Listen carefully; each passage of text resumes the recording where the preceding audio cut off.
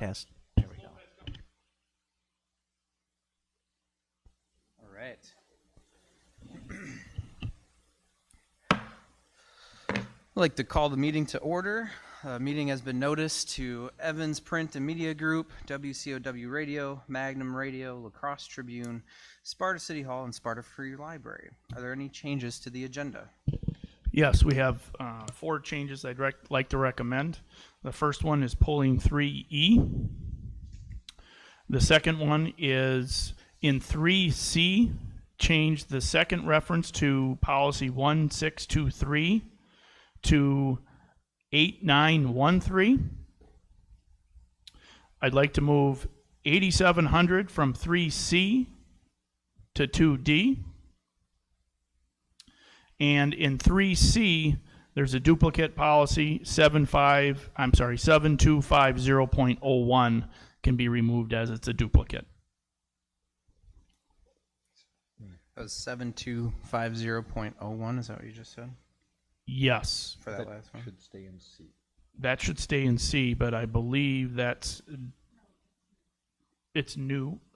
Oh, 725, it should be removed from 3C as it's already in 3D. I apologize. All right.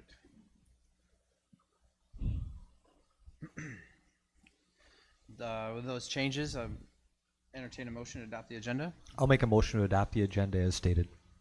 Motion by Mr. McKenna. Second by Mr. Hendricks. All in favor, say aye. Aye. All opposed, say nay. All right. Okay, let's do the Pledge of Allegiance. Please stand. I pledge allegiance to the flag of the United States of America and to the republic for which it stands, one nation, under God, indivisible, with liberty and justice for all. All right, thank you. Mr. Russ, will you share Sparta's mission statement, please? Yes, our mission statement is to educate all students academically, emotionally, and socially to inspire curiosity and resilience. Do we have any public input tonight? I do not believe we have any public input tonight. No public input. All right. Well, with that, then we'll dive into reports. We have 2A, the ISA 2223 report. Is that Mr. Sanders? Perfect.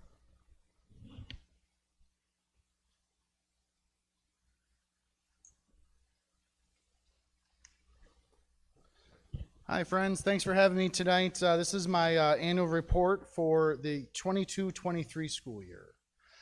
So Innovation STEM Academy had 68 students. This is part of our slow growth. We used to have 60, went to 64. Last year we're at 68. You can see pretty evenly split between 6th, 7th, and 8th graders. Last year we did have 30, 15, and 15 students on the wait list. I can tell you today, after the expansion, now we started the year with 90 students. We had no one on the wait list. And currently right now, like as of today, there's 1 in each grade on our wait list. So we definitely met our goal with the expansion grant. So we have 4 teachers, Mr. Amundsen, Mr. Brinks, Ms. Hoff, Ms. Lakowski, and then the grant-funded position of Ms. Chose, who is now Ms. Benson, joined us last year. School counselor is Ms. O'Rourke, who we share with the middle school, as well as myself. So one of the things we need to report out to you is the kind of the equity, how we compare with the middle school. So you can look at male, female. We are kind of in line, about 50%, a little over 50% male, but so is the middle school.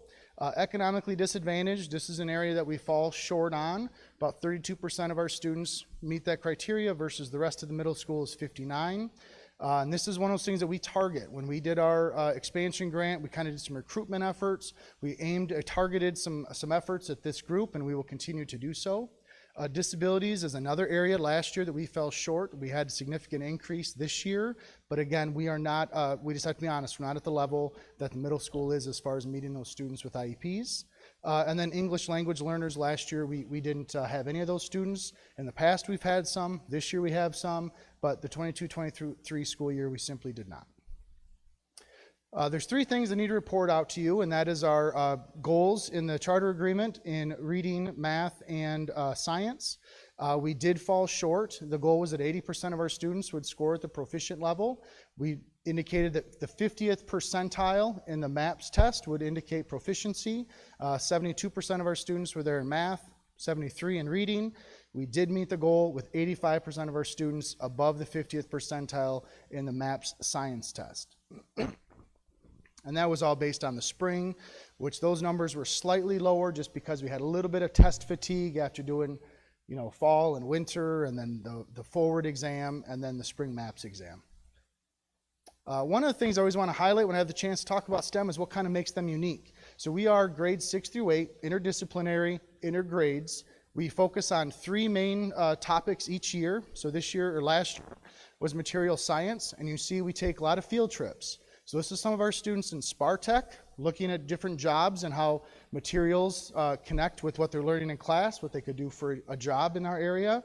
And then, of course, the Fast Corp with all the fiberglass stuff is pretty neat. Kids get big attention with that. Second trimester, we studied different animals. So we talked about animal habitats, animal adaptations, and we turn our classrooms into different biomes. So these are just a few of the pictures of the jungle.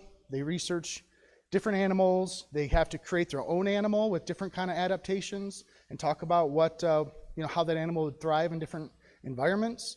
And then we also had an underwater biome. We do this in the winter time, so we actually open some of the windows. So we have an Arctic biome as well. And the parents and 5th graders can come through and walk through and see what STEM's all about. The third unit was waves. Not just, so we have some sound waves. We had to make their own instrument out of different materials, and then they went over and played 3 Blind Mice. Or it could have been Hot Cross Buns. I'm not sure which song they were trying to play, but they performed that for our 1st graders at Herman Elementary School. The other thing we did, again, targeting different student populations. We had a STEM family night that was for our 4th and 5th grade students in the district to get them interested. Kind of had I think it was 12 different places they could go and do different activities, including making paper airplanes and launching them, rockets in the gymnasium, and different kind of challenges, similar to what our students would do on a regular basis, just to get families and students interested in Innovation STEM Academy. We always praise our Science Olympiad team. They finished 6th in the state, and that's compared, they're competing against high school level teams. So these are definitely some really bright young people.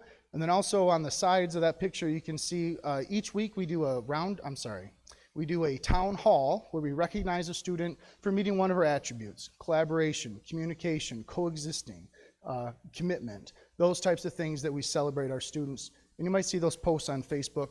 Please like and hit that subscribe button. I went too fast. Any questions about Innovation STEM Academy or my school year? Questions from the board? Yeah, go for it. Could you go back to the MAPS testing scores? Just out of curiosity, do you remember how that compares to the years prior? I know in not all of the goals, but I know there are years we have. Yeah, we've been right around 80%. I mean, I think this equates like the 72%. 4 more students would have gotten 2 more points. It's just how they tested that one day where we measure ourselves. Yep. Am I not talking good enough? Thank you. All right, any other questions or concerns? Anything else? Thank you very much, Mr. Sanders. Thank you. All right, so I also get to talk about the fall middle school co-curriculars.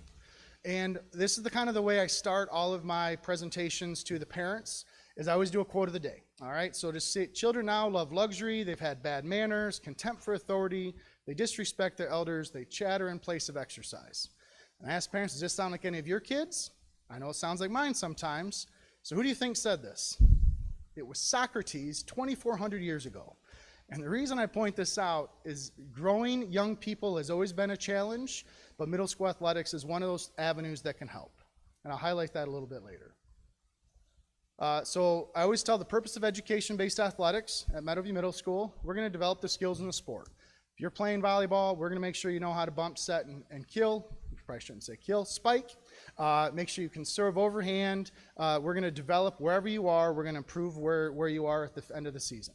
We're also going to develop life skills, so 21st century skills, communication, collaboration, and creativity. I always give the example of football. You need to have communication. You got to call the right play. You got to have some collaboration, right? Everyone has to do the job they're supposed to do. And then you have to have some creativity. You got to fake left and go right. You can't always go left. You can't always go right. You have to show those different things. And then the last thing is character development, because I truly believe that good sportsmanship equals good citizenship. And that kind of connects to our idea that we're going to be moving towards with social emotional learning. We want to develop relationships with an adult in the school, a coach who cares for those students. Hey, were you at school today? Did you get your homework done? How you doing with everything else in your life? And so if we can have more of those adults having influences in their students' lives, I think we'll see an increase in our emotional health as well. So then we have participation numbers. This is very similar to what we've seen in the past. There was a big dip, obviously, with COVID, but our cross country had 41 students.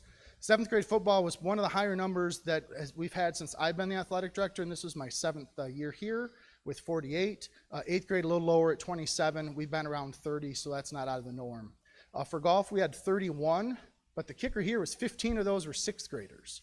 So we're kind of looking at the future. If 6th graders can participate in golf or cross country. Can't play football or volleyball. So it could be some of those students are just doing it because that's a sport to do, or it could be golf's their sport, in which case we're going to see great things coming out.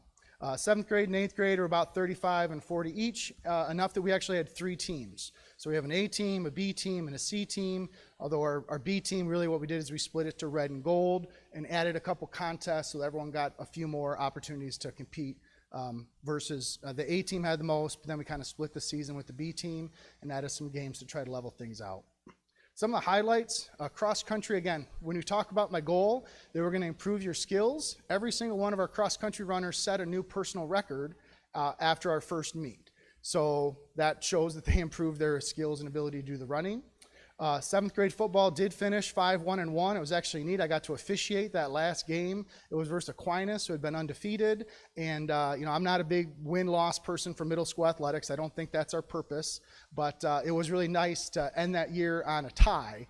And so, no one lost their last game, Aquinas or Sparta. I want to recognize the boys golf team had the lowest score at the conference meet.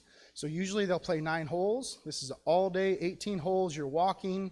No caddy, and our boys, our 5 kids, scored the fewest shots, so they technically won conference.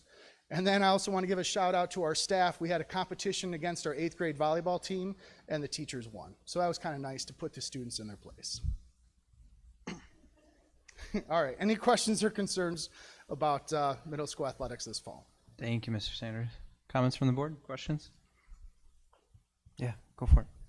With the 40 girls in the 8th grade volleyball, 35 in 7th grade volleyball, you talked about you split up that B and C team. Yep. How many contests were those kids able to play in then? I believe the answer is 6, because when we had those others, we did quads, so they got to play 2 other schools on those off nights. So they would have had, I think we have 10 on the season, they would have had 5, so maybe it was be up to 7. And how long is the season? Season's about 7 weeks long. So we usually don't practice when we're not in session. So the first day of school is the first day of practice. And I think the last competition was the 3rd week of October. Anyone else?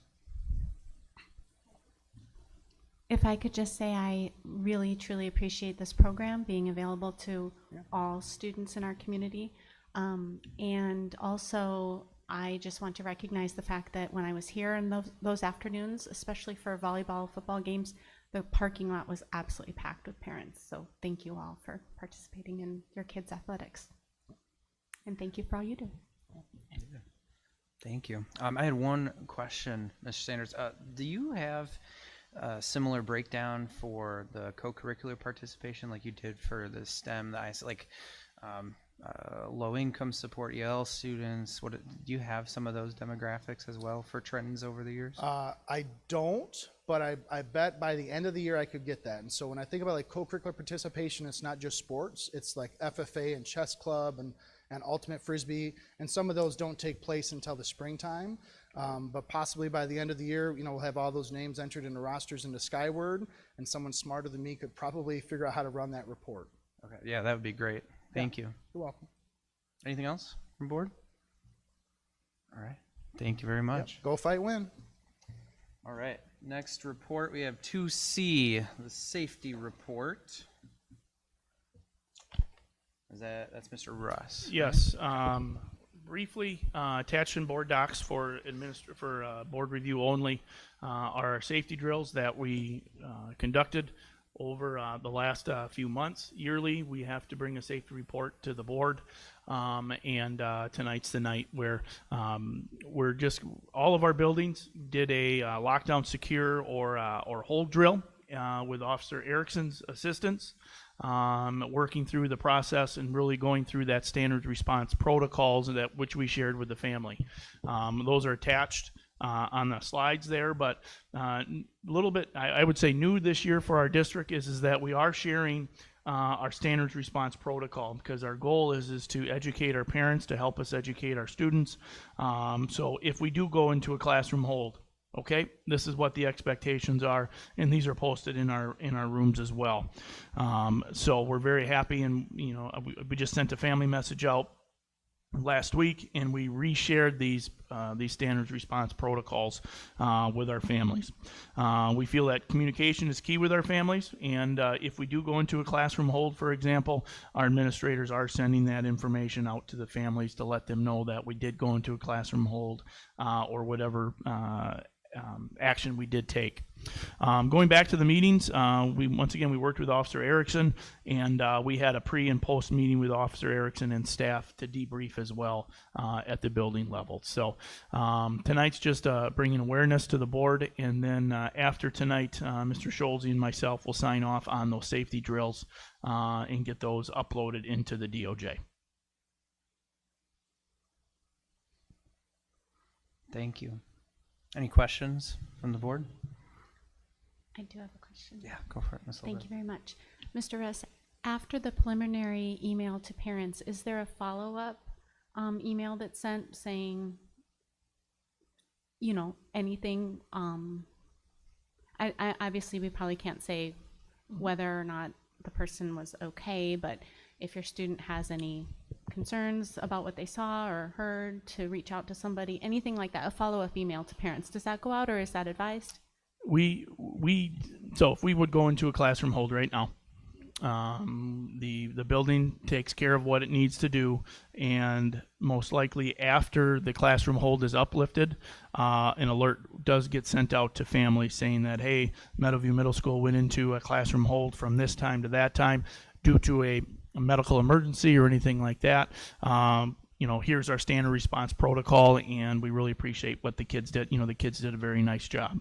Other than that, there is no follow-up per se, except to alert the families that this did take place to do that. So the email goes out after the fact?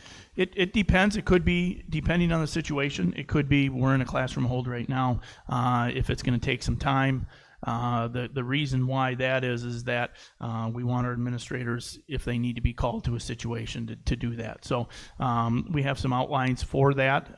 If we go into something else, for instance, a secure the perimeter or a lockdown, for example, that we have policies, we have practices in place that the district office sends that email, because our buildings are working very hard to stay safe for everyone. So then the district office, and we have protocols for that. How do we identify if a student has, some concerns about the things that happened afterwards, if they're feeling upset or some mental health issues or anything like that? How would the district identify those students and respond? I would say that, the teachers, really building that positive relationship. What Mr. Sanders really focused in on was if there's something going on, to making sure that the kids are okay, to really have those conversations and say, hey, student X, are you okay? It seems like you're not acting. I need to talk with somebody, and then we'll get student services in. In a major event, we have a protocol for that as well. If we need to send in additional school counselors, psychologists, we have that protocol as well. Thank you very much. Thank you. Any other questions, comments from board? I was going to ask Mr. Russ, can you share, I know we implemented some new pieces. Some of the things that are going well with those new pieces, and some of the maybe challenges the staff have run into with implementing. I know you can't share all the specifics, but that would be helpful. Yeah. One thing that we're emphasizing is classrooms locked during the day. And obviously with people running back and forth, small groups, interventions, bathroom breaks, and that sort of thing. So, that's one of the things that we're implementing to try to keep everyone safe in a quicker manner. If we did have to go into a security issue, the door's already locked, it's already there. The teacher can go in and clear the hallway if need be, but that's one less thing that they have to do. So that's just one piece that we're implementing. But going through these drills, and I'd like to thank Leah Hauser for taking the lead on this, along with Ryan Fritsch, our buildings and grounds supervisors. And we have an entire building district safety team. That's really working together to identify ideas on how to move forward together, get feedback, and to move forward to make sure we're all safe at all times in any situation. Thank you. Anything else from board? All right. Moving right along, that gives us to 2D, the financial report. Ms. Hauser. Good evening. First, for just an overview of where we're at in October, the tax certification letters have been sent out after the board meeting where all of that was approved. So they should be at the municipalities at this point. In December, I plan to do a presentation probably at the committee meeting, but for sure by the board meeting, of how to read your tax bill. Again, that's important information to have, and as they start hitting mailboxes, I'd just like there to be a refresher out there, and also to refresh you all as you may get questions and things like that. So I will give that presentation in December. Also, October is when we submit our final federal grant claims. So the federal year end is September 30th versus our year end of June 30th. So we start to have those final federal grant monies come in. And then October is when we look at transfer of service, which there was none for 23-24. But what that is where we can claim exemptions to our revenue limit for students with high costs that come into our district from a different district. And then the little graph there is again showing our cash flow picture. You should have seen this graph before, but basically those colors are representing state aid and the local tax levy. And October is in the middle of that void there, showing that we have no revenue that comes in September, October, or November. So right now is where we are watching cash flow pretty closely to ensure that we have enough to get us through till our next big payment in December. So from a revenue standpoint, the full report is attached in board docs, but we're right on pace. The only noticeable difference is our interest income is almost triple this year at what it was the same point last year. Again, showing the good investment returns that we're getting on our finances right now. And expenses are trending right on pace. So with that, are there any questions on the financial report? Questions or comments? Thanks, Ms. Hauser. Yeah, Mr. Renner. Help me understand insurance and judgments. It appears like we've had some expenses there and have spent out the budget for the year or something. Yeah, our work comp, so basically we pay work comp insurance throughout the year, and then it almost like trues up at the end of the year through, they call it a work comp audit, but basically it's a process where they compare your payrolls to what they had originally billed you. And unfortunately, our audit resulted in more cost than what we had paid in last year. So we did have an additional cost for work comp. Thank you. Yep.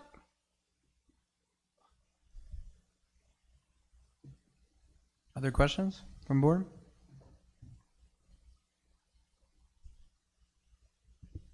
All right. Thank you, Ms. Hauser.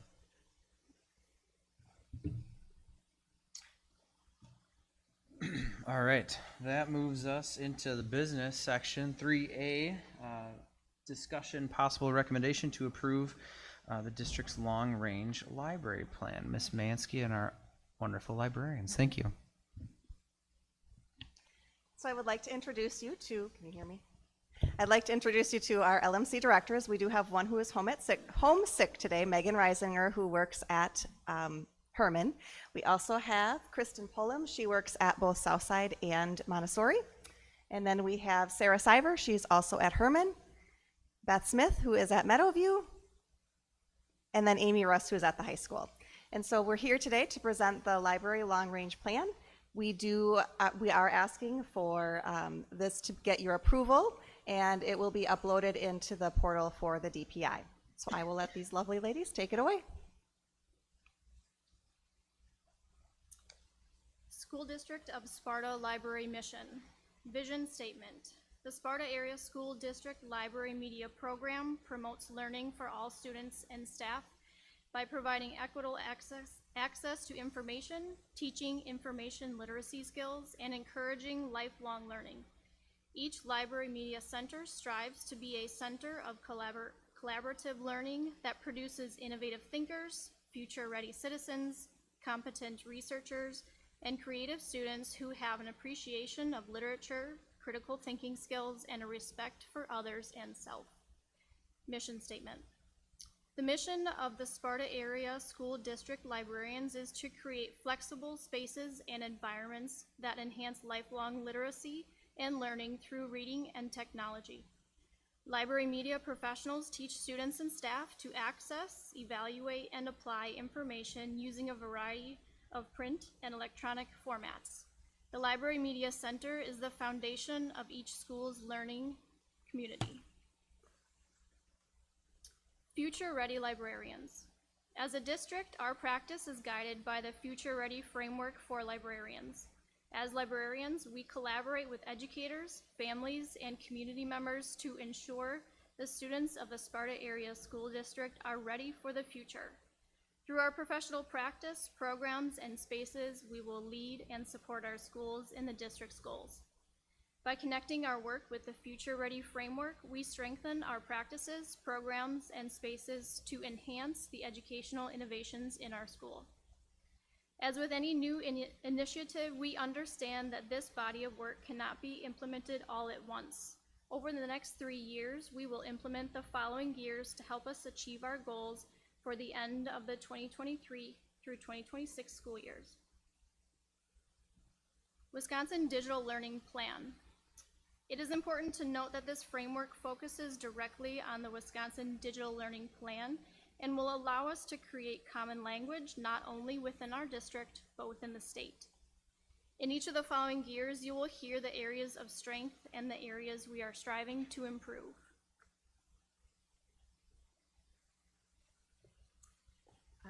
A future-ready librarian facilitates professional learning by leading professional learning to cultivate broader understanding of the skills that comprise success in a digital age. For example, critical thinking, information, literacy, digital citizenship, technology competencies, etc. For professional development, we use Destiny and Destiny Discover. We teach about copyright and fair use and research databases.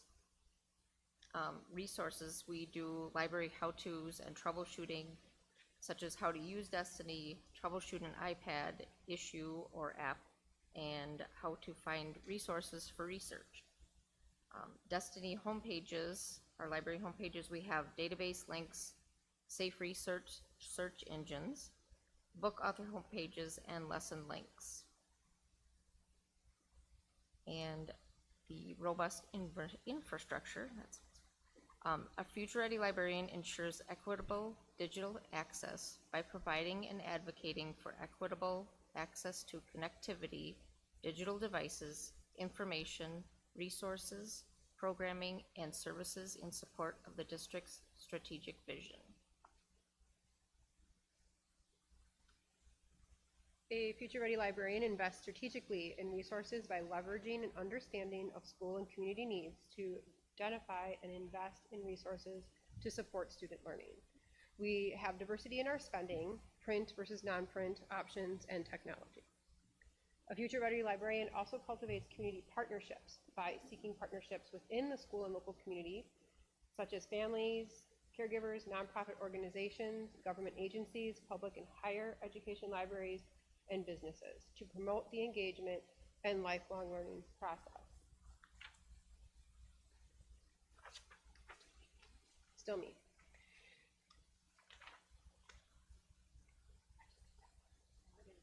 Oh, you didn't flip?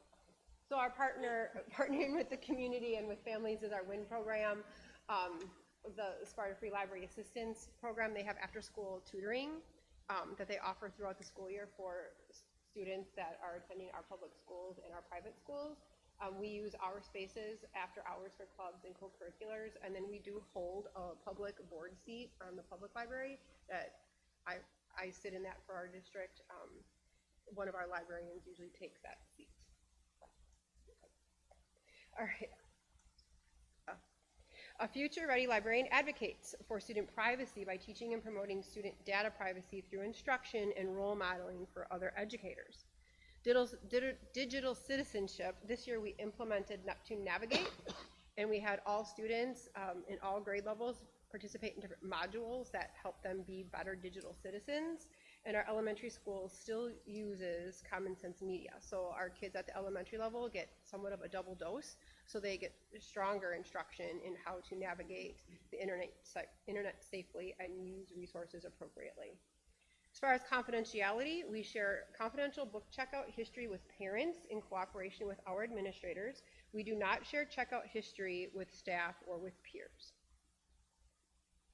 A future-ready librarian leads beyond the library by participating in setting the district's vision and strategic plan for digital learning and fostering a culture of collaboration and innovation that empowers teachers and learners.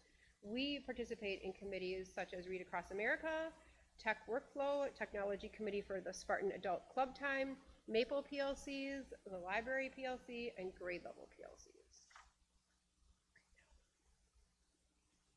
All right, a future-ready librarian designs collaborative spaces by providing flexible spaces that promote inquiry, creativity, collaboration, and community. You can see incomplete. So this is showing at Herman how we use our makerspace. So we pair literature with our engineering design process activities, where students ask, imagine, plan, create, and then improve on their plan. Next one. So students can plan either on paper or digitally. And then here are just some different examples of the materials that students can use. And again, we always connect back to literature, or students can use literature as a jumping off point to come up with ideas. I think we just have a couple more slides. Oh, we have incorporating digital coding, which can be using an iPad, and then we do have device-free coding, where students are using their bodies and manipulatives to code. And just a couple more examples of our students working. Perfect. So that was just showing our open-ended student-driven inquiry, and that we're encouraging our students to question, observe, research, create, and redesign. Looking at a future-ready librarian building instructional partnerships by partnering with educators to design and implement evidence-based curricula and assessments that integrate elements of deeper learning, critical thinking, information literacy, digital citizenship, creativity, innovation, and active use of technology. So we're creating our lessons using our AASL, which is our American Association of School Librarians, ISTE, which is our technology standards, and our future-ready library standards, which you're seeing here tonight. We collaborate with teachers to support instruction. We attend our district initiative trainings, and we lead the makerspace and creation movement in our buildings and showcase our student work. Okay, so this is our plan. And I think a big thank you to the district and to Kyla for supporting the CISA workshop for librarians that she allows us to attend. They were really integral in helping guide us through the process of creating this plan. So thank you. Our first goal that we will hope to achieve by the end of the 25-26 school year is to improve our library practices through standardized procedures. So we are such overachievers that we actually started our program, our plan program, last year. This year, in the 23-24 school year, we want to review the board policies that relate to the library practice. As you guys looked at your overall board policies and Neola kind of took over and we revamped everything, we started last year looking at the board policies that relate to the library that you guys were approving, and that's what we'll continue to do through this year. In the second year, we're going to update the procedures, how we practice in the library as it aligns with those policies. And then in the third year, the idea is to have a procedure manual available in each of our libraries for all librarians to use. Our second goal is to improve the flexibility and the safety of our spaces at each of the different school buildings in each of the different libraries. So in year one, we want to complete a needs assessment of current library facilities, focusing on student use and safety. So as the board and the district has been going through the facility assessment of how things are, we contributed by responding to those surveys with what our current status is in each of our libraries and our needs. And again, got a little jump start on that as well, because there is a wall and a door being installed at Herman that got started already. In the second year, we're hoping to purchase and install our top 3 priorities wherever they may be. And then in the third year, to hopefully have our remaining concerns for flexibility and safety addressed and then rectified or installed. Our action plan, oh, you're ahead of me, I think. Oh, you're good, okay. Based on the results of the needs assessment and our evaluations of the elements of the Future Ready Librarian Framework, we're proposing the following action plan. By the end of the 25-26 school year, the librarians in the Sparta Area School District will improve our library practices through standardized procedures, and we will improve the flexibility and the safety of our spaces. So just to sum it up in that timeline, this school year, 23-24, is our background planning, gathering information, getting our ducks in a row. Next year, 24-25, is formalizing those procedures, starting to implement them systematically. And in our last year, evaluate those procedures, do some reflection, some analysis, how are things going so far, adjust if needed, and then begin planning our next long-range plan. So with all of that, we welcome any questions, and just know that our goal is to be able to upload in the board docs today. I added in the shorter document that was just these last few slides. That would be what we would actually upload to the DPI for our goal. So any questions? Thank you all. Appreciate it. Questions or comments from the board? You want to go first? Go for it. Okay, sure. Thank you. Is this the first time that we've implemented a 3-year plan for the library, or is this something that has been going on forever?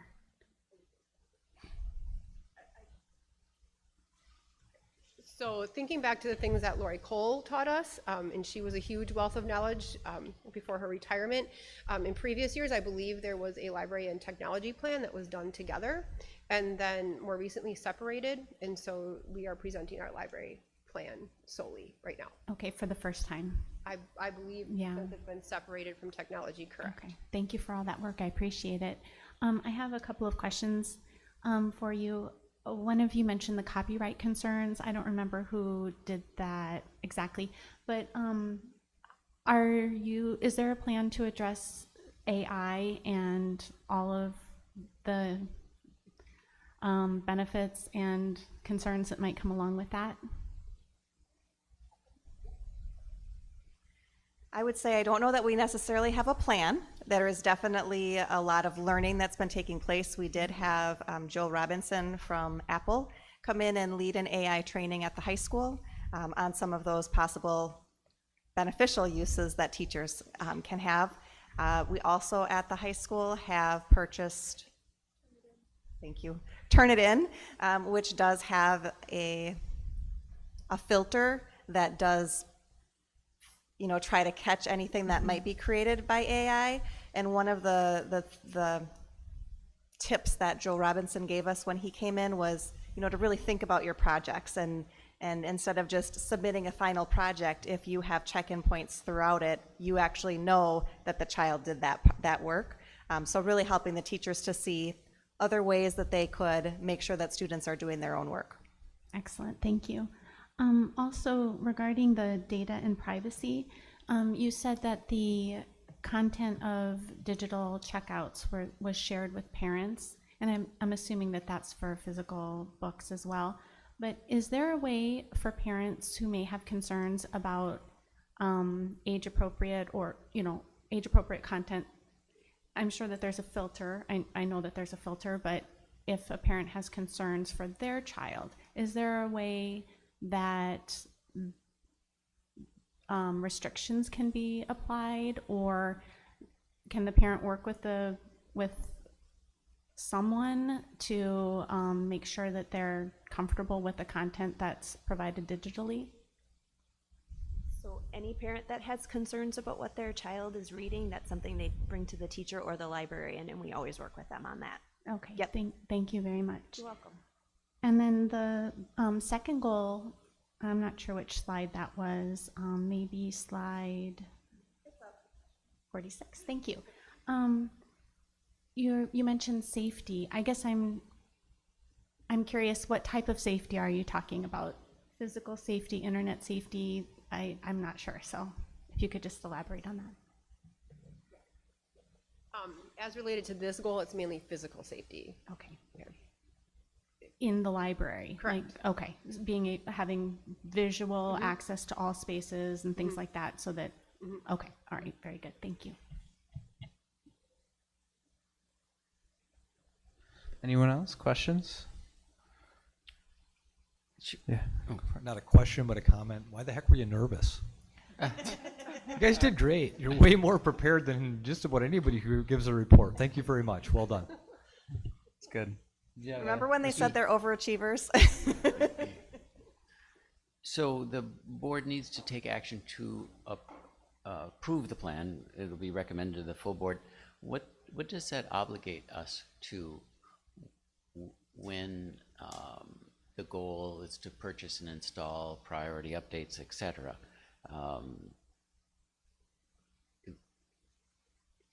We're essentially approving something that we're unaware of. You know what I mean? So I would say it's very similar to like our MAP goals. We're shooting for 80%. Whether or not we make 80% doesn't mean that our goal was bad, or so this is just a goal. It's not saying we're 100% committed to buying X, Y, and Z items. Okay, thank you.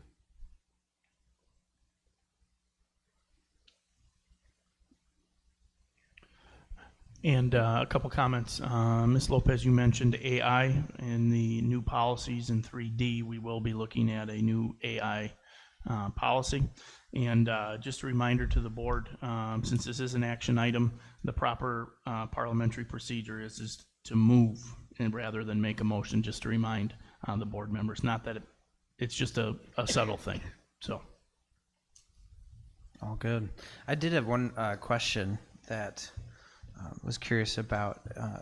You kind of talked about the goals in the long-range plan. Would you be able to talk through maybe the process of how you review material on a more the ongoing basis, what that looks like, how you phase new material in or new material out, and just kind of explain what we should expect to be happening kind of behind the scenes in that process?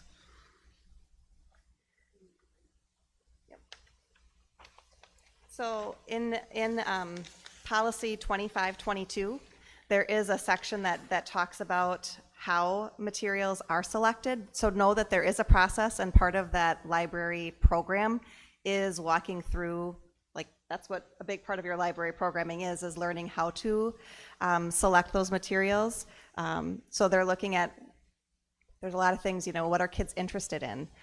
So that's a big part. We want to have things in the library that are engaging to students, that make connections to the curriculum that the teachers are teaching. So if there's a whole lot on animal research, we want to make sure that there's materials in the library to support nonfiction books about animals, and making sure that it is appropriate for the age level that we're purchasing that library for, making sure that we have topics and a variety of interest levels for students.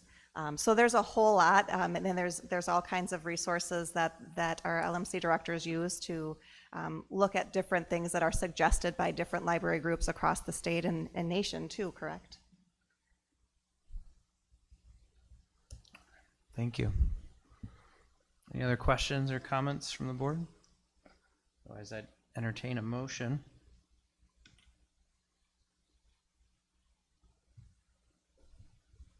I'll recommend approval to the full board. Motion by Mr. Hendricks to recommend approval to the full board. I'll second that.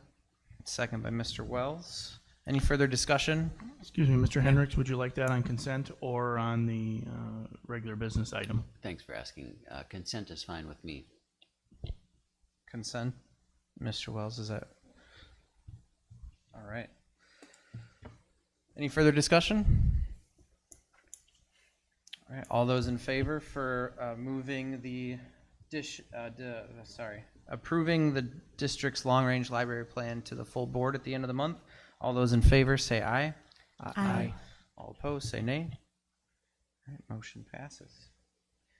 3B, moving right along, discussion and possible recommendation to approve the district's E-rate projects. Mr. Stearman. Hey, so for background, E-rate is a federal government grant that we can apply for. So it's a multi-step process. The first step of which is what we're talking about tonight, is that we need to submit our projects to them, and then they put them on their website and they go out to bid. Different companies can bid on those, and we get those bids back. And then we decide if we want to do this project, what it's going to cost, pick the vendor, pick the bid. We then pick a winner, submit it back to E-rate, and they say, yep, we'll fund this project, or no, we won't fund this project. If we get a yes from them, then we can go ahead and do the project. If we get a no from them, we either have to wait till the next year and try again, or we can just decide to pay for the whole thing. So that's kind of the process. So we're in step one, which is we need to identify the projects that we want to do this upcoming year, and then send those to them to get them out there.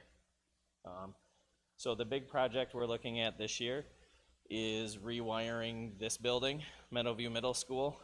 It was built in 2002 originally, and the layout stayed the same, but how the rooms were used and how the network looks is a lot different now than it was back then.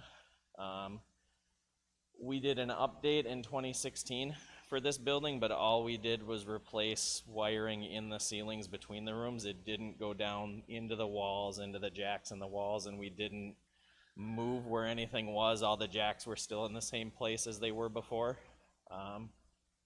So that's kind of where we're at with that. What we're looking at is for the summer of 2024, replacing everything from the ground up. All the network wiring in the walls, all the plates on the wall with new ones, all the keystone jacks, and also at the same time evaluating what do we actually need in the building and where do we need it. So it won't just be there's two jacks right here, we're going to put two in. We're going to say, do we need them there, do we not?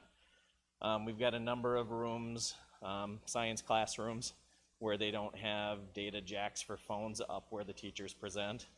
We've got a number of places that used the old copper analog phones that we need to get new IP-based phones in.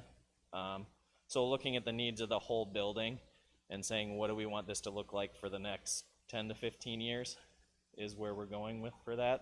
Like I said, a lot of room use has changed. We don't have computer labs anymore. The building just functions differently than it did in 2001 when we originally picked these. So the plan is to work with the building, work with administration, figure out what we want this to look like, and then that'll be the plan that we send out for bids. We're looking at reducing the number of central IT closets we have in the building, and moving the locations for some of them.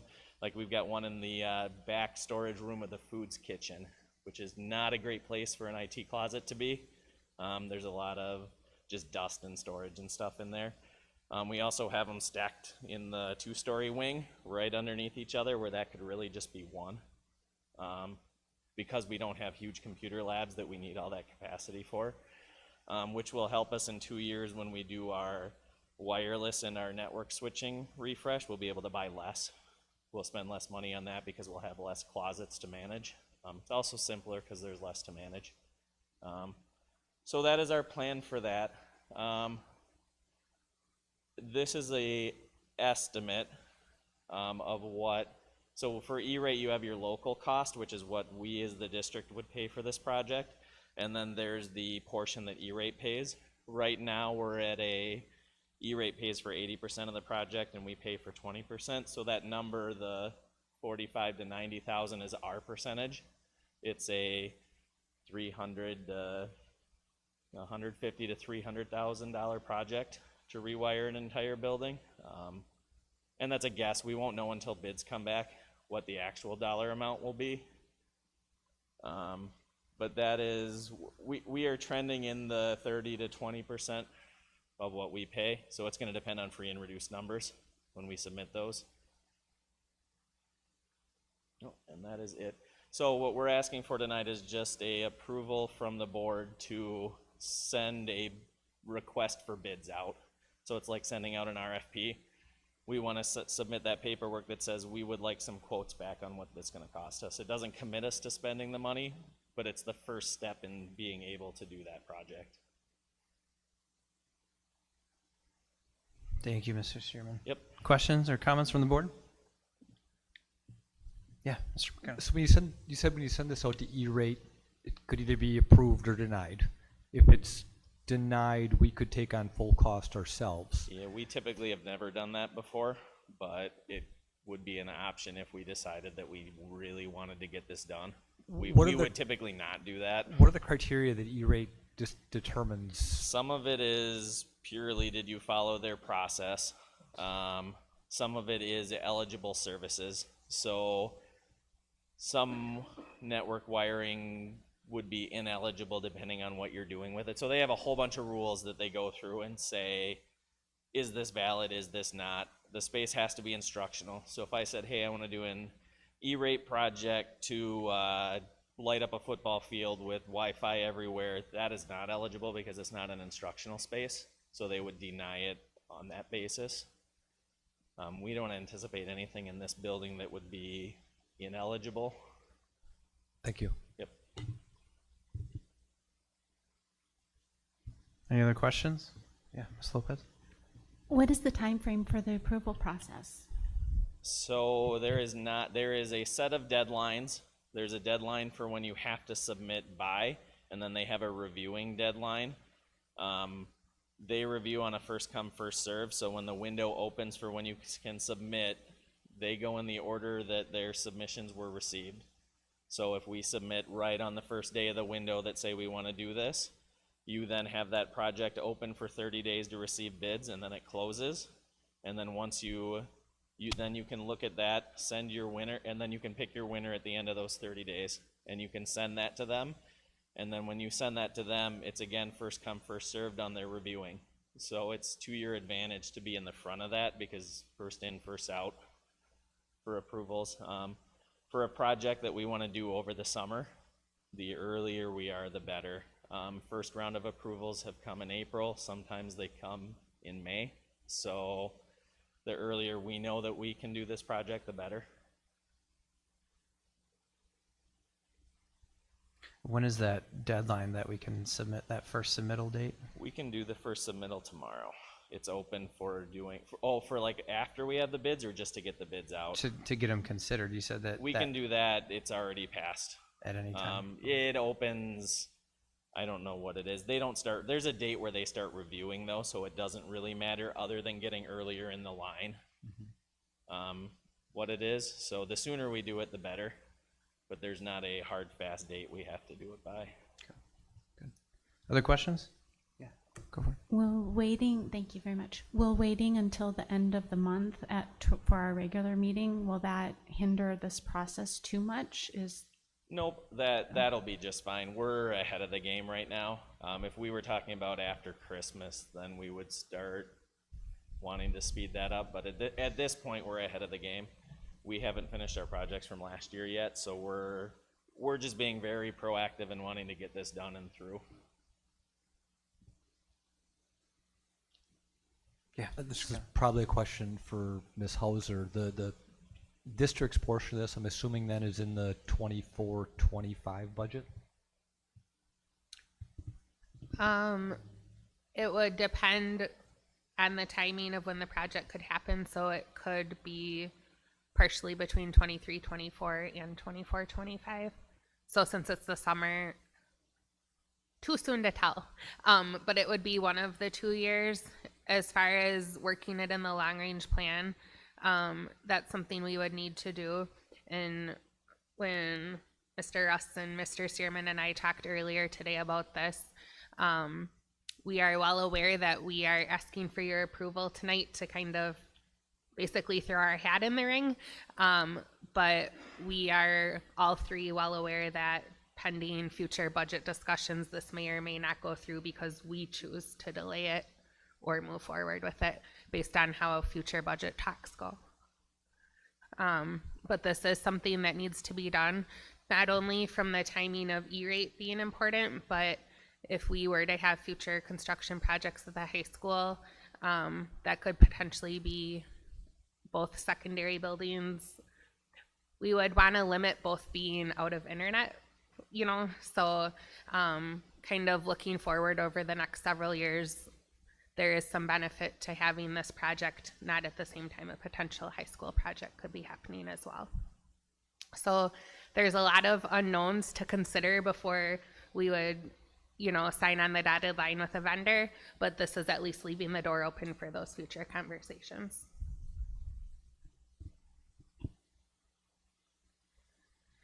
Thank you. Other questions? Comments from board? Otherwise, I'd entertain a motion.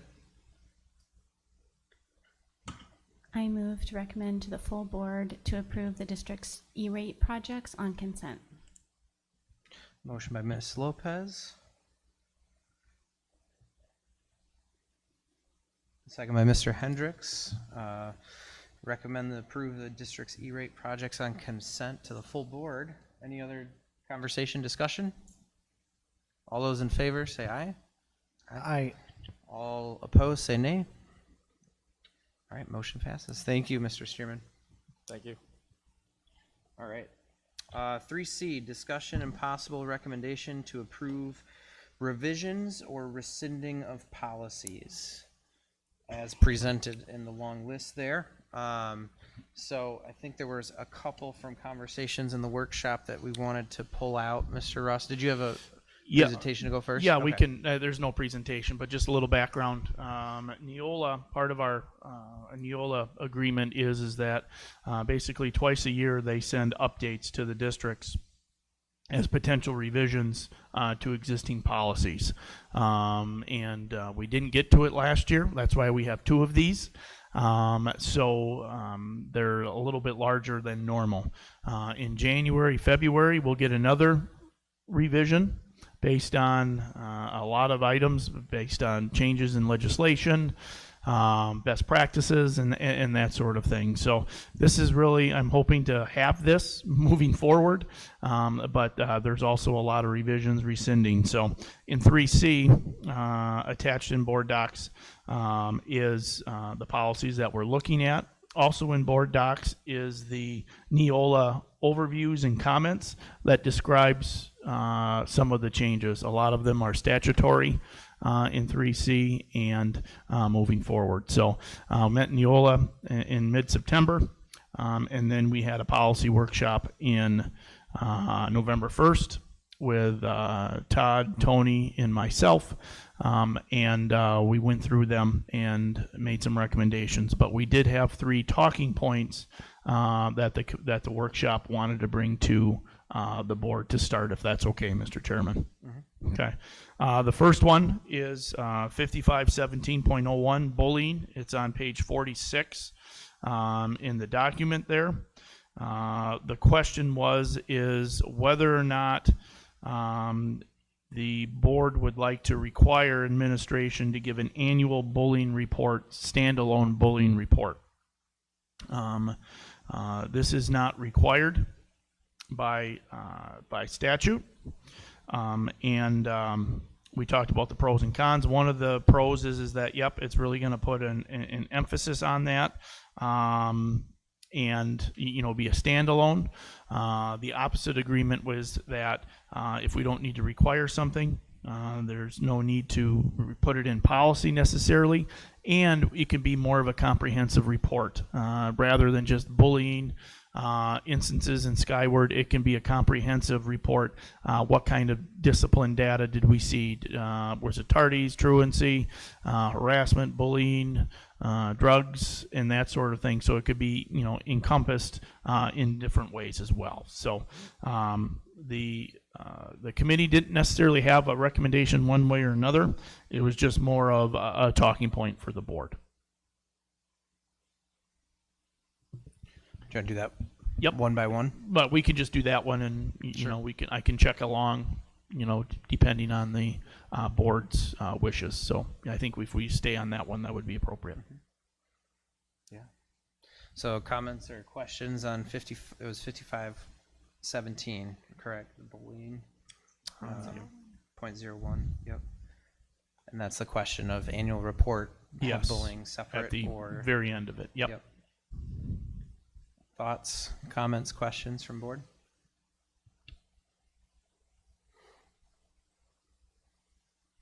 So there's no specifics as far as what that report would look like, is that correct?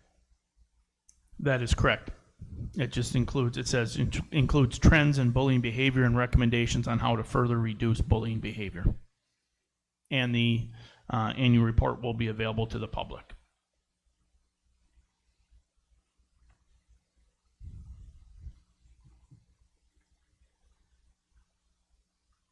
May I have a comment, please? Yeah.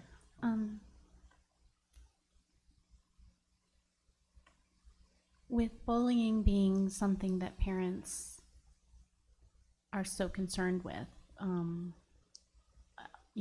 a topic that we hear about often in public education and the problems that it entails, I think a report would be helpful, but I do kind of like it, the idea of it being encompassing with other types of situations, such as the ones that you mentioned, Mr. Russ. Normally, my notes say, why was that not checked? So normally I would be like, yes, let's have this report, let's have it be a standalone, let's do this. But I think if it was identified with other things, that would be sufficient to satisfy me. Thank you. Other comments? Yeah, my concern is the wording that requires, what was the second part, requires they make statements about what's new, what's being done, or what additionally can be done, or whatever. If there were additionally things that could be done, they would be doing them. And it sounds like it forces the administration to come up with new ideas every year that they haven't tried in the past.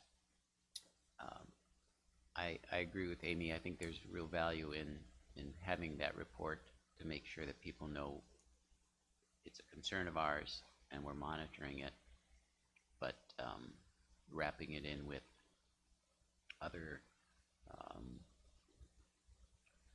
information about student discipline or whatever makes more sense to me. So I guess what I'm saying is not check the box, come up with a different solution. Mm-hmm. Thank you. Yeah. Others?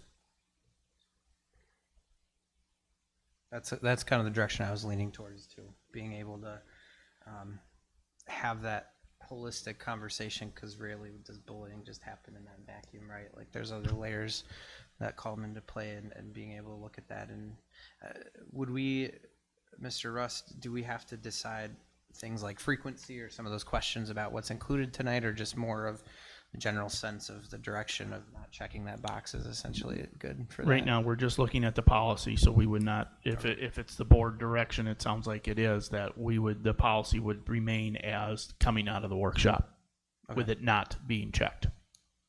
Perfect. Any other questions or comments?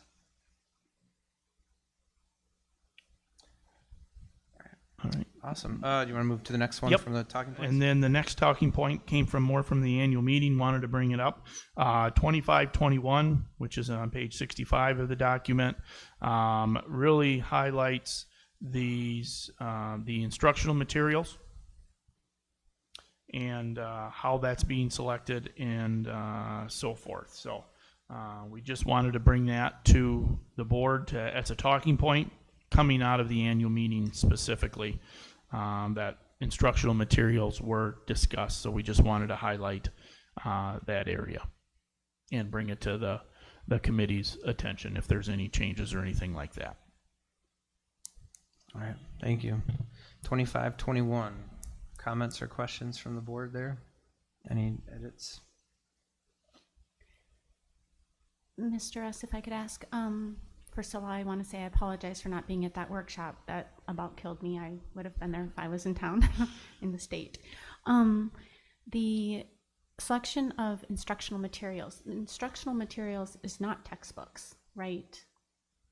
That is a different policy. Yes, that's a different policy. Textbooks are 2510. Yeah. So are these instructional materials, is that the library material? Nope, these are other instructional materials and equipment. Mm-hmm. So it's just to support and enhance the programming of a school. So my thank you for confirming that for me. So I guess I'm not sure how that relates to the concern at the annual meeting, which I think was regarding textbooks and library materials. It was just this was the a policy that came up in the Neola updates that dealt with instructional content. So the instructional materials are the supplemental books, reading activities, online resources. We just wanted to bring it to the attention of the committee. Is it directly related to the annual meeting? No, because it was talking about textbooks and LMC materials, but it's closely tied. So we wanted to bring it forward. And Todd, if I'm misspeaking, please make sure to correct me. LMC materials, so those are library materials. No, these aren't library materials. The annual meeting talked about library materials and instructional materials. These are just supplemental. It's defined as supplemental books, readings, activities, online resources, and media that may be distributed in order to teach a content. I have a secondary question on this policy. We have the definition of sex in this policy under one of the green paragraphs toward the top of the policy. In other policies that we're going to be reviewing tonight, I was going to recommend the inclusion of male/female, which we have in this one, but I noticed that transgender has changed to gender. That is from Neola. So in all of the other policies where we have transgender, that's going to be changing to gender. That would be my understanding, yes. Over time. Can you define? Can I ask that question? Yeah, you can ask. I may have to find Okay. an answer for you, but Thank you.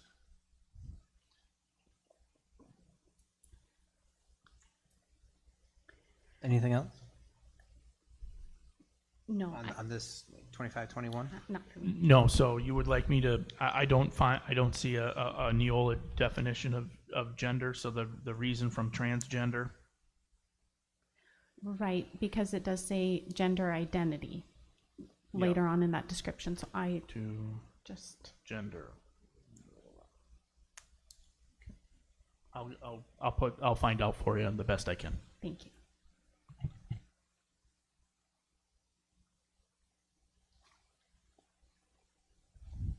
Anything else? 2521? Sorry. All right. And then the last one coming out of the workshop is the open enrollment. The open enrollment was brought up in the annual meeting, so we wanted to highlight that on page 84. Nothing major change or anything like that. We did add some absences and truancies and habitual truancies to clean up the language. But no real changes. We have to establish a waiting list if we get that far of applicants. We really haven't gotten that far yet, but if we would, we would establish a waiting list, and a waiting list would be established if the Board of Education would cap our open enrollment. Every January, the Board of Education looks at open enrollment caps. In the past, we've capped students with special need or special education programming, and have not necessarily capped other areas. ISA has been capped, for example. I believe sales has been capped, for example, and every year we take a look at those caps of whether or not the board would like to act upon, but that'll be in January. Was there anything specific from the workshop for the policy? Nope, just to bring more awareness that this policy was looked at the workshop. Questions, comments from the board? Under F, transportation, the first gold bar is crossed off, and it's obviously, okay, it starts by saying the parents of a student attending a non-resident school district will be solely responsible for providing transportation to and from the school site.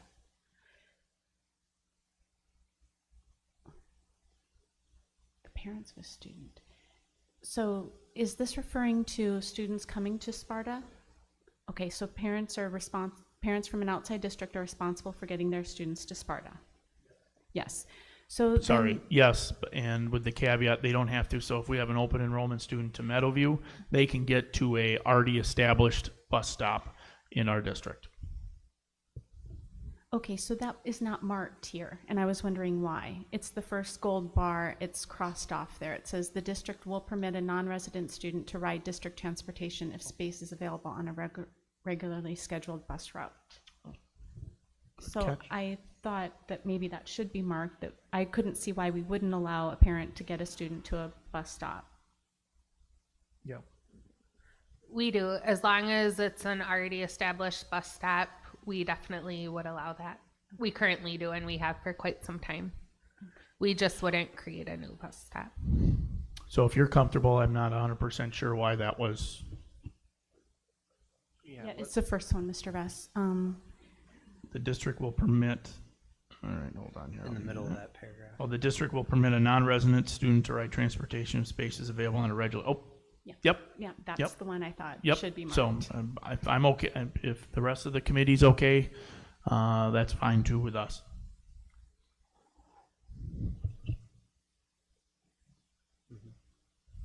Okay, thank you. And if there's no other, that was the three main talking points from the workshop. Any other comments or questions from the board on 5113, or we can open it up to the rest of the policies too for that 3C section?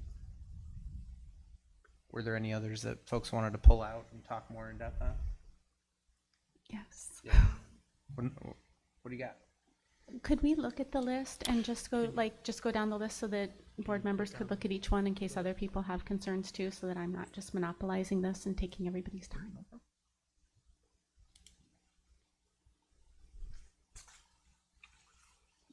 Is that what you want to say? Yeah, like maybe we could just go, does anyone have questions on 100? I don't know if that would be permissible to you, Mr. Bruns-Gilbert, but if we could just go through the list just by number.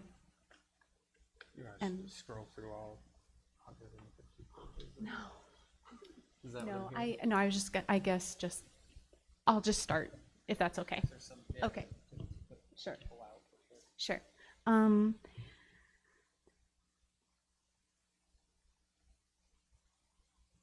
Policy 145, board member anti-harassment.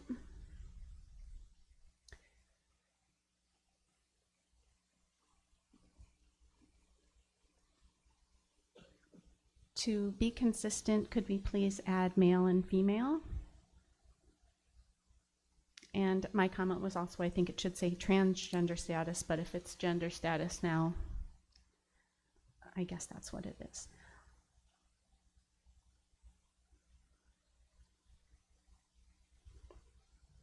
Also in the, I'm sorry, Ms. Lopez, where is that you're recommending in Sure. 145? Yeah, let me get up there, sorry. Second paragraph. the second paragraph, if that's what Mr. Byrne-Sculbert says. Oh, including gender status. So you want male, female, gender status? Yes. Is that okay with the? Oops. And then gender status. Oops.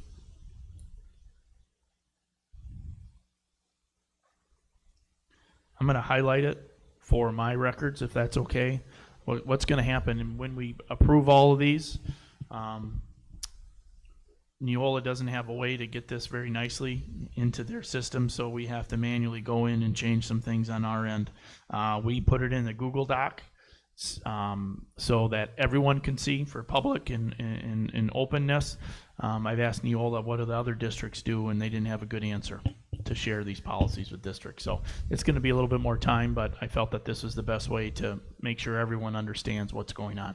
So I appreciate that. It is a little bit confusing, but I know you're doing your best.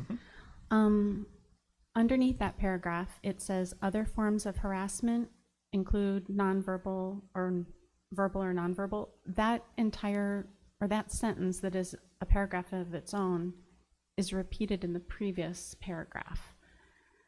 Just a comment there. I don't know if we want to take that off because it's listed twice.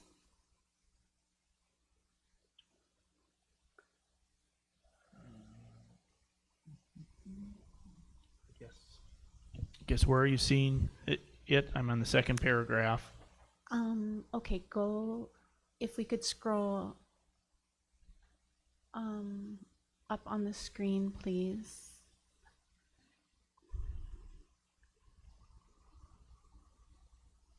Right. Oh, down, yeah, keep scrolling up. It's right there. Other forms of harassment include verbal or nonverbal. If you go into the paragraph just above that, that exact same sentence is written there. Okay. Exactly. Right there? Yes. Okay. And then the paragraph that says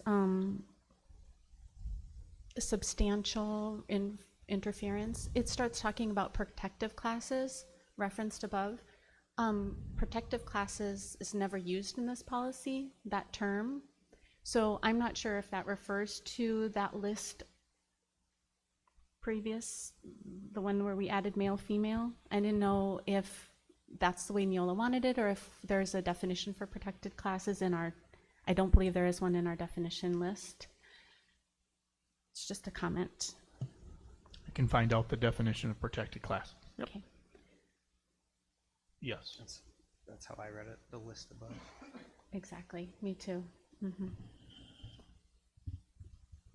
Did we mean to cross out what's highlighted in purple there, or? It's duplicate. That was a duplicate. Okay. From above.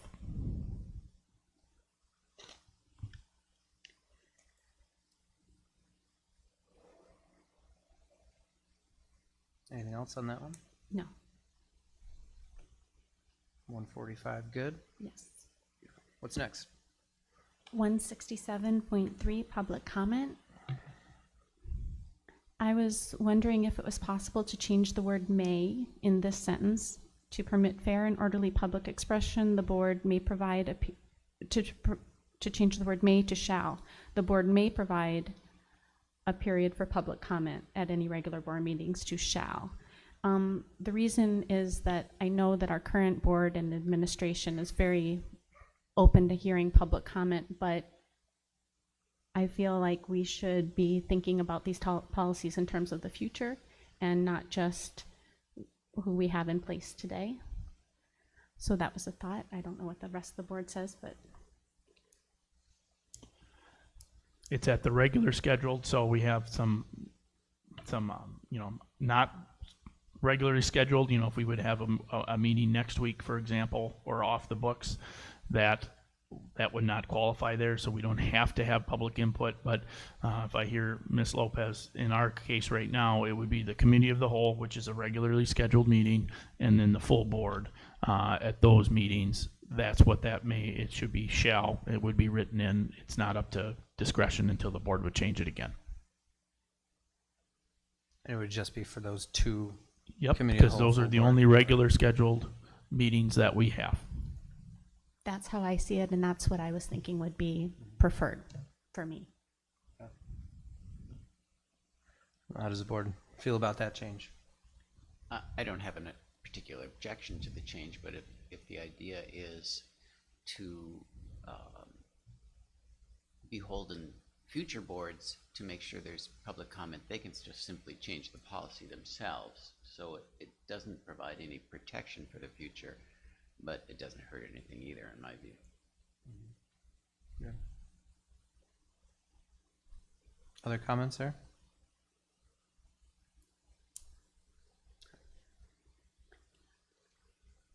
Anything else on 167? All right. What's the next one? 1130 ethics and conflict of interest. What number is that again? I'm sorry. 1130.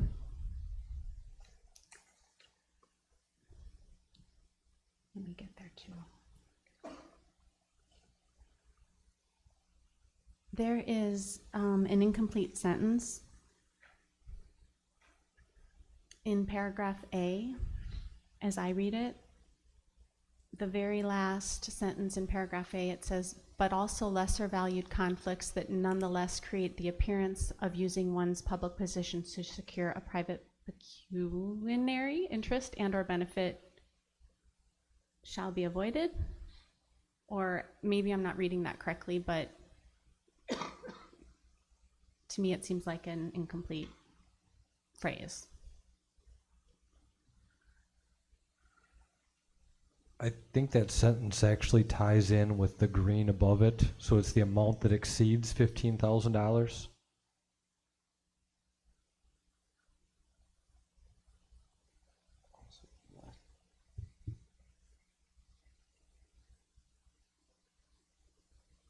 So it's saying if it exceeds 15,000 or is less than 15,000, they should, neither is okay? Well, if it's less than 15,000, but still creates the appearance of using one's public position. It shall be avoided. That's the way I read it, yeah.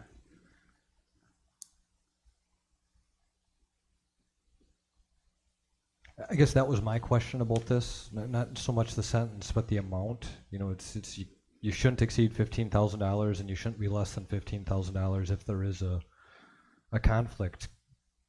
Aren't we just saying that the dollar value is irrelevant if there is a conflict? Yeah, it's confusing to me, so I'm asking for clarification, I guess. Was that a Neola recommendation with the dollar amount, or is that statute? Yeah, no, it might even be in our current one. Yeah. So that's, all of these are ideas from Neola. So I think what it's saying here is that according to the Wisconsin statute, 15,000 is illegal, but that the board understands that if there was a value of, let's say, 10,000, it still could prevent it could still cause a potential conflict of interest. So it's that the board recognizes the conflict of interest on any dollar amounts below 15,000.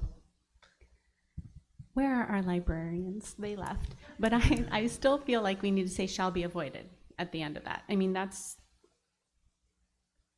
we're starting a new sentence with that conjunction, but, so the sentence is also lesser valued conflicts that nonetheless create the appearance of using one's public position to secure benefit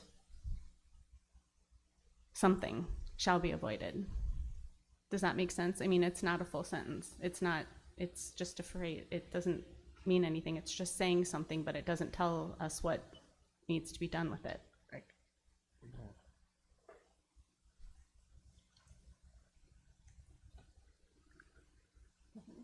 Well, it makes sense. I think it reads okay. I mean, it's either $15,000 or the lesser amount, and that applies to the first half of the sentence. I don't think you need to add, to say a second time, shall be avoided. Okay. Or must That's perform their fine. duties It's in fine. a manner. It's just,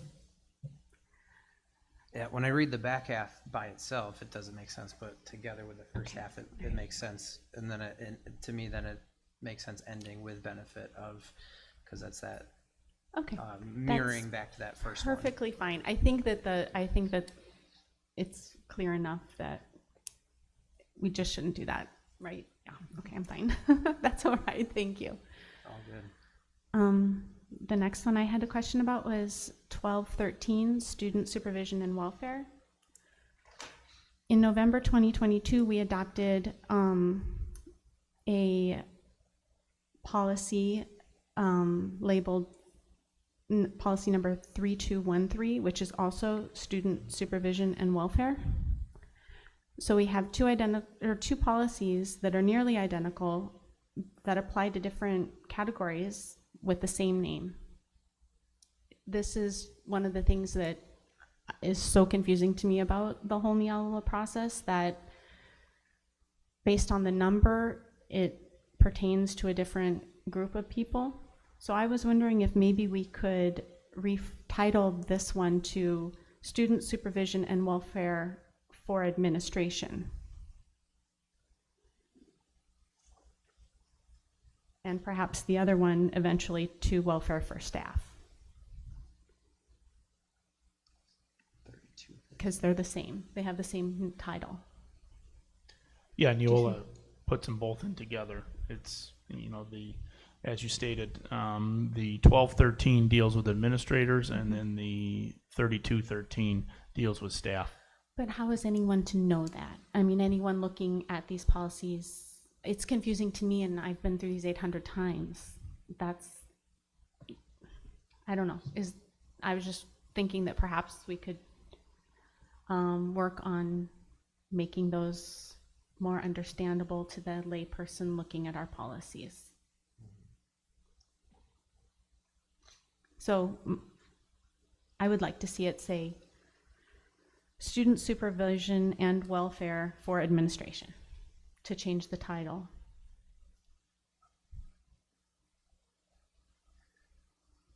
If we do move in that direction, rather than for administration, can we just put administration in parentheses or something, and the other one in parentheses, staff? But I'm a little concerned if this is a slippery slope, because is this whole section reference administration? Yes. Similarly, the other section where the staff one came is all staff. Are we going to end up putting that at the end of every title? I don't think every category or every group of policies has identically labeled policies. I just happen to notice that this one has the exact same title. So to me, it's confusing. Just a thought.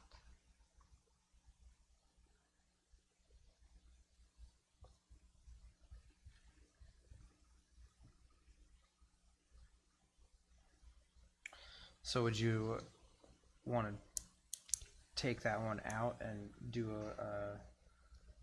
approve it later? Is if you're wanting to No, are we just able to add slash? We don't have to do anything. This is just one of those instances where Neola can be incredibly confusing. If you're just looking at this and you're trying to find, something about student supervision, and you go to one and it doesn't apply to the group of people that you're trying to find a policy for. Am I making myself clear? I don't know. It's just a Neola thing, and we've changed the name of policies in the past in committee. I just think, to be clear, it would be a good idea to add for administration or administrative supervision and welfare. Yeah, I don't know. It was a thought. We can move on. Okay. Any other discussion from the board on that one? Do you want to move on to the next one, Ms. Lopez? Sure. 144.3, conflict of interest. In the last paragraph, it lists some of the reasons when a district employee could volunteer for things. Let me see. Maybe this is board. Mr. S, do you know what page that one's on? I'm coming to it. Thank you. 49. 144.3. Page 49. 144.3. Here we go.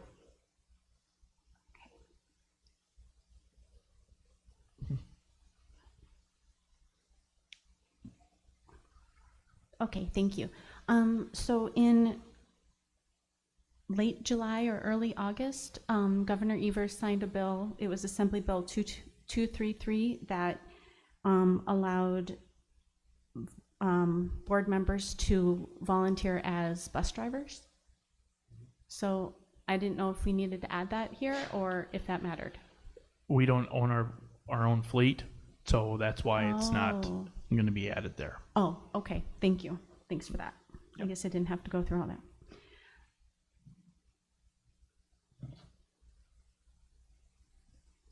You're saying because it's Southwest that.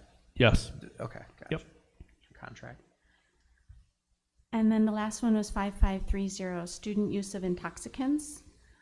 F includes essential oils, potentially as a look-alike or something. I'm not sure. I know some parents use essential oil roll-ons for their children to help them, calm down. Just the scent can be helpful.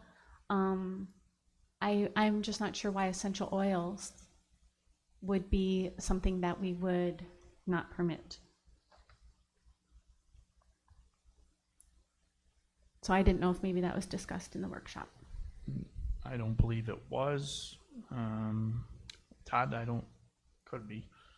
I think this was one of those that just had basic, so it might have had that already checked previously and we just overlooked it. But what is it? Let's see.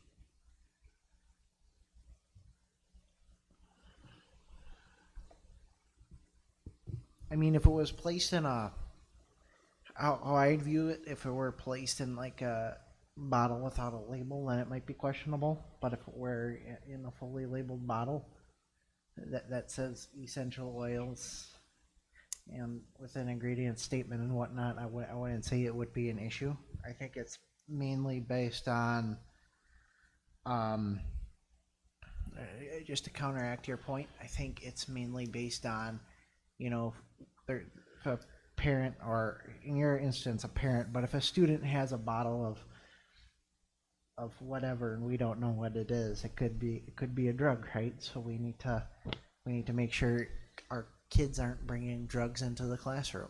Can we reference, look up 5330? Does it say anything about essential oils? Because I have a vague memory of a discussion that involved essential oils, and I'm wondering if it was something that the nurse brought up or something like that. But I'm sorry, I'm not so quick to pull up 5330. That's this one. I think it's counterintuitive too, because E is lookalikes, but then F is essential oils that can be mistaken for drugs. So wouldn't that be a lookalike product? if you think about it. I would just prefer for that to be left without the X. I just feel like that's something that parents use to help their children. Rosemary can be used for memory. I personally have a child that uses essential oils to help him when he's feeling stressed.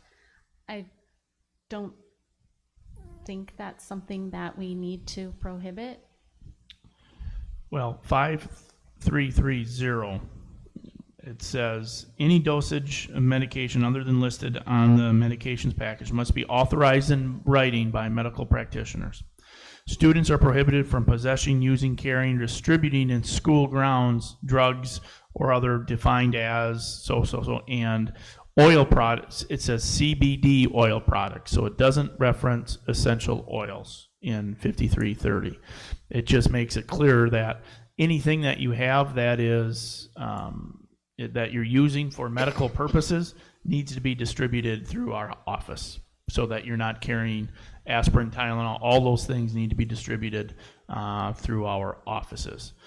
So going to essential oils, I'm not caught up. Maybe Mr. Ford has had some issues, and Mr. Sanders. I'm not sure if students are using essential oils for other things that are not essential oil use. And I can tell you that some of our students and staff are very sensitive to the smell of essential oils.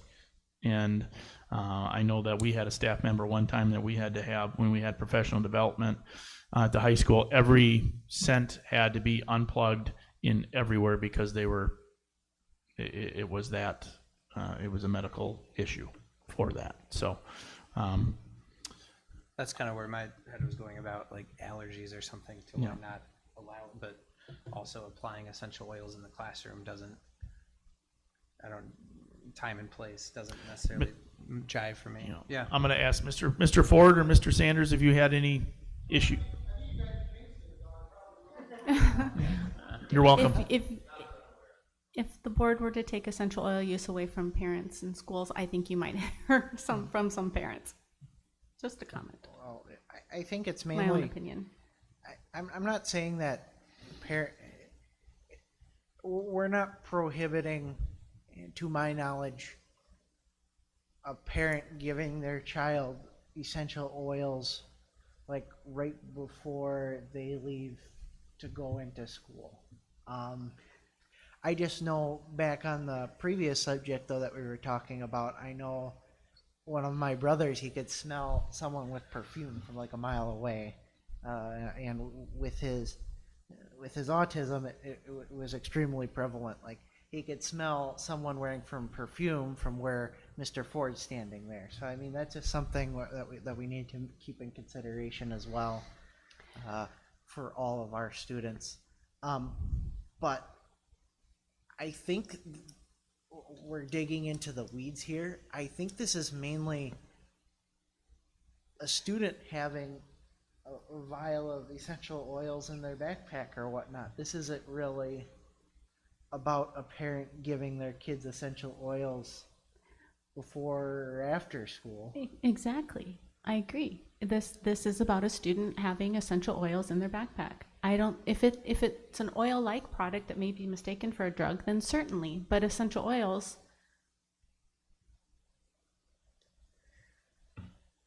Can we just, I don't know. can we just cross off essential oil? Yes, like, the I would be essential happy. oils, and so that way it's just oil-like products. There If you this go. thing isn't if it's not labeled accordingly, and if it's suspicious, I think it should be taken. But I mean, otherwise, if it's clearly labeled from a trusted business, I would say it would be completely fine. Now, of course, we're probably gonna have, of course, now we jinxed it too, right? Now someone's gonna put THC oil in a essential oil bottle now. But at least if we can come up with some sort of compromise on this.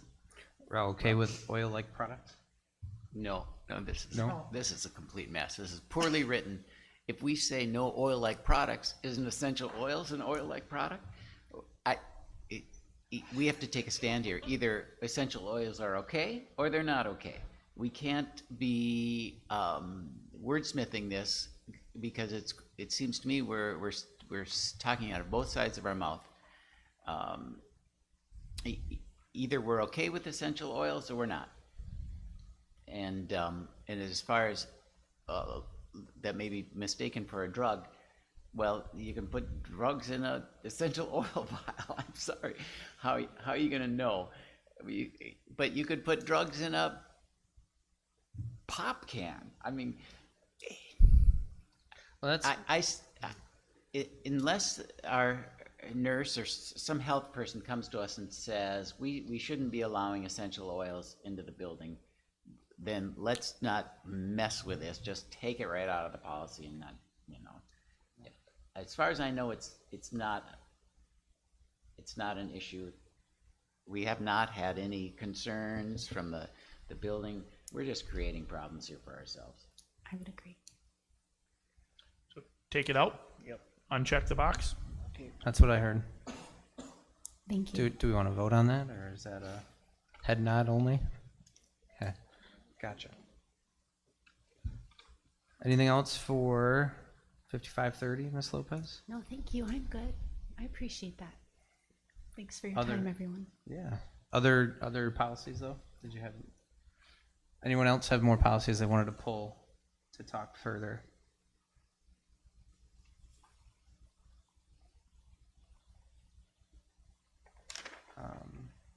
I was going to ask about something, but I think that's on the next one now. Right, Mr. Chair, I would move recommending to the full board approval of the policies with the revisions that were recommended and the additional revisions that we made this evening. I'll second. Motion by Mr. Hendricks, second by Mr. McKenna to move the policies forward as presented and with the recommendations, revisions we made this evening. On consent. On consent? Yes. Does that work for you? All right. All those in favor, say aye. Aye. Aye. All those opposed, say nay. Motion moves forward. All right. Business 3D, discussion and possible recommendation to approve policies. These are the new policies, correct? Yes. Yep. Okay. New policies. Can you pull up the new policies too, Dave? Thank you.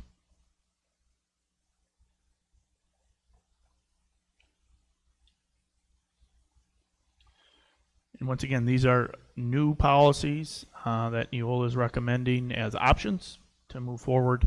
I pulled them out to pay special attention. No recommendation, no other comments from the workshop. Just to pull them out to make it clear that these are new policies. Thank you. And just a reminder that 8700 is added to this. Any policies folks want to pull out? Talk more? I have a question on 143.2.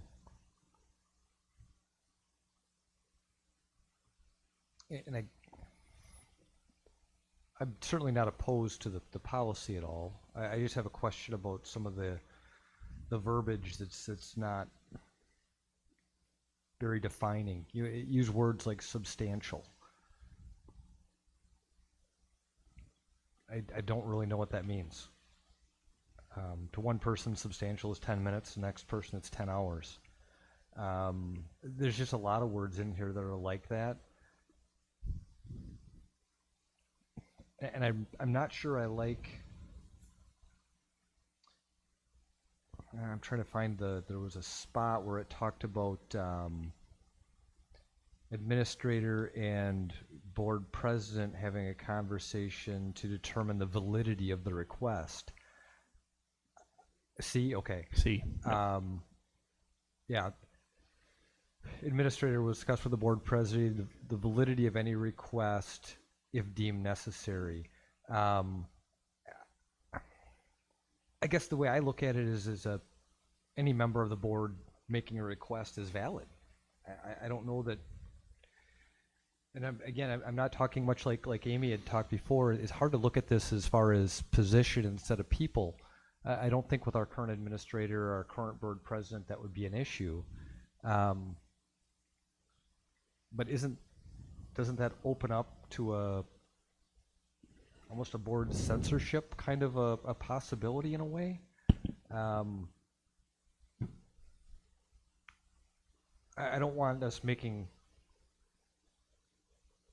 unreasonable requests to the administration. I certainly don't want Leo working full-time for me, for example, but I think it's reasonable that if a board member sees something that they view as being important, administration should probably find a way to fit it into their busy schedule.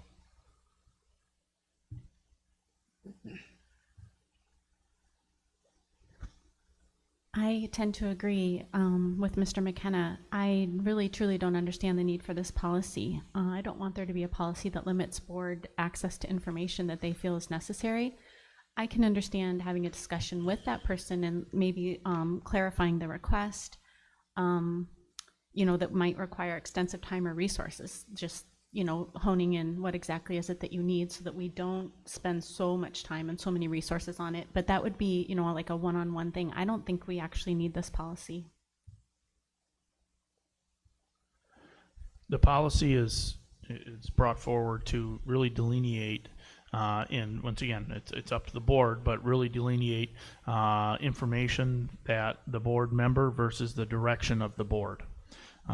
So if we get 7 individual requests about different topics or different ways to present the information, so it's really to focus the administration is through a board directive rather than individual requests.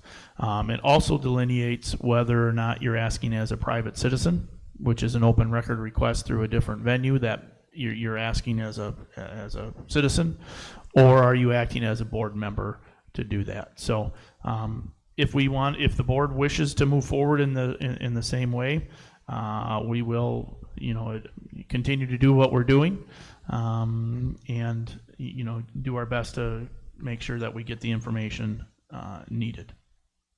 But that's the main thing is to have more board guidance and board direction rather than 7 individuals asking for different things. I think what's also important too is that during my tenure on policy and resolutions, you just hear a lot of stories. You hear a lot of stories about board members that just want to watch the world burn. And, whether they're trying to dig up dirt on the board president or eliminate positions on their own, they're just bad. Like, some people are just bad actors, and they don't want to reach their hand out and say, hey, I want to do this, can we come up with a compromise? Like, it's pretty much the opposite of what our board does. And I've heard stories, where how come where individuals would essentially continuously try to find ways to rip on administration, their fellow board members, denounce their actions, and that was their role as the board member, not as a role of putting kids first and projecting the district towards success. So there has to be some checks and balances on our front too, where yes, can we potentially have in the future we could have an inept administrator, incompetent board president, but I think it's just equally as likely or more likely that you could have a board member that has poor judgment. Well, poor judgment isn't really the right word, but that doesn't have the focus on the district first. So, I mean, just taking a couple of glimpses here, I completely support it, because you just hear things.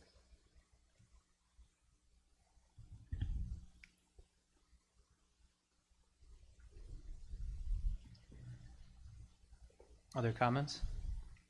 Okay. I do see the need for the policy because the only time we're board members is when we are meeting as a board. When we're not meeting as a board, we're just individuals.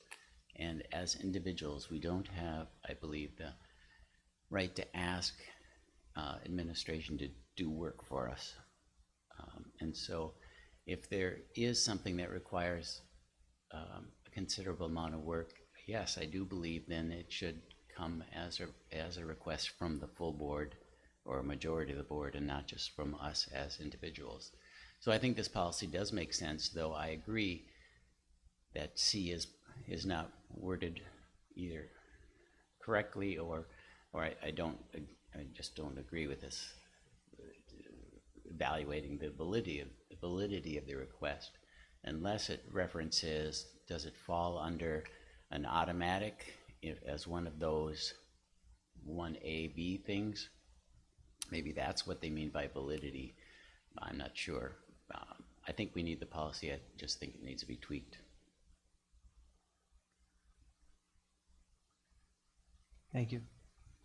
Anything else? Comment? I think that we have some other policies relating to board members that do, to Mr. Wells' comment, address behavior and ethics. And I feel as though if, for what Mr. Wells was saying, for a board member who is, and board harassment, all different things, you know, obstinate or really making it difficult for everybody, I think that's the role of the constituents to remove that person from office, either by recall or non-renewal, you know, not voting them back in. I just don't think that there's a reason to limit board member access to information. But maybe we could just pull this one and review this one at the January workshop, if there's, you know, concerns about the wording and if the board feels like it's something that should be included. I'd be okay with that. Yeah, because I do think for some of those reasons, I think the policy makes sense, but some of those specifics are concerning, right? Like that C, rewriting that would make sense from that lens. Are we okay pulling that then? Does that work for everybody? Okay. Unless is there a deadline to keep it in? Is that going to? No, this is a new policy. Okay. That Neola recommends, and we've had some discussion already. But if the board wishes to pull it and get it in the next policy workshop, which probably be February, March, that's up to the board. I'm fine with that. That sound good? And if that is the case, I would, you know, once we get to the final approval, the motion would say hypothetically would approve all policies in 3D minus 143.2 as a movement. Yeah. Thank you. Other policies from that 3D section anyone wants to pull out?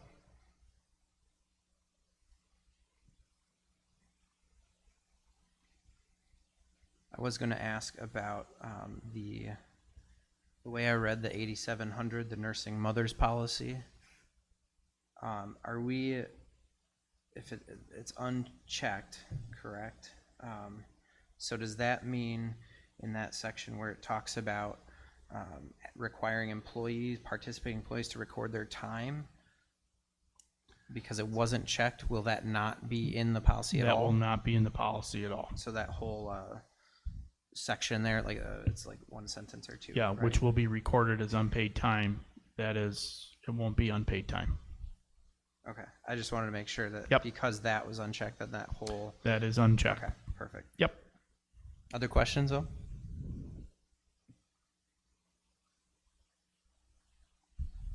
Otherwise, I'd entertain a motion on that 3D section. I move to approve policies as presented. With the exception of 0143.2. Would you like that on consent, Mr. Wells? Yes, please. Motion from Mr. Wells to I'll second. approve. Was that a second, Mr. McKenna? Approve the policies as presented, except for 0143.2 to review at a later workshop date. All those in favor, say aye. Aye. Aye. All opposed, say no. Motion passes. And we pulled item 3E from the agenda tonight. Yes. So going into closing items. All right. Announcements and information. Moving forward. A lot of excitement. We're rolling into winter seasons. Right now we have our musical going into the second and final weekend. Was at Saturday's Saturday's performance, and the kids do such a wonderful job, and it's so great to see a lot of excitement and the amount of energy that the kids bring. So very nice, and that's running on Thursday, Friday, Saturday, and Sunday of this week. So encourage everyone to attend once or twice, 3 times, the next 4, that'd be great. So a lot of excitement going into the holiday season. It's also a time that our families, that we start to support our families the best we can. Going into the cold weather season, going into the holiday season, we want to make sure that we take care of all of our kids, because not everyone has as much as everyone else. So our staff is really cognizant of making sure that all of our students are taken care of the best we can, and help our families out as best we can as well. The following are the meetings that are coming up. I do want to highlight the full board on the 27th. School Perceptions will be here. We were very pleased with the turnout. I don't think I'm giving away too much, but we had over 1,100 responses, which was total responses, which was fantastic. So in my opinion, it was a great turnout. School Perceptions will dive into that and hopefully confirm that it was a great turnout as well. So the survey results will be shared. Still working through, is it usually in a report, for example? I'm guessing it'll be a report right now, not necessarily discussion and possible recommendations, because we just got the report, with that. So, but that's going to be very exciting. And then we have a reminder in December. We don't have that double week in between with the holiday. We decided to move it up to the 18th. And then we have our usual committee of the whole on the 8th and the 22nd. So lots of excitement. The weather is a little bit warmer. And before I close, I want to thank all of our veterans, our active military members, and the veterans for all their service and all the sacrifices they have done for their families and their country. So, so we went through all of our programs, all of our schools had Veterans Day programs, and that went very well. So, Southside's was pretty awesome. Yes, they had little flags waving. It was great. Awesome. Thank you, Mr. Russ. With that, I entertain a motion to adjourn. Motion by Mr. Hendricks. I'll second. Second by Ms. Lopez. All those in favor say aye. Aye. I All right. We're adjourned. Thank you, everybody.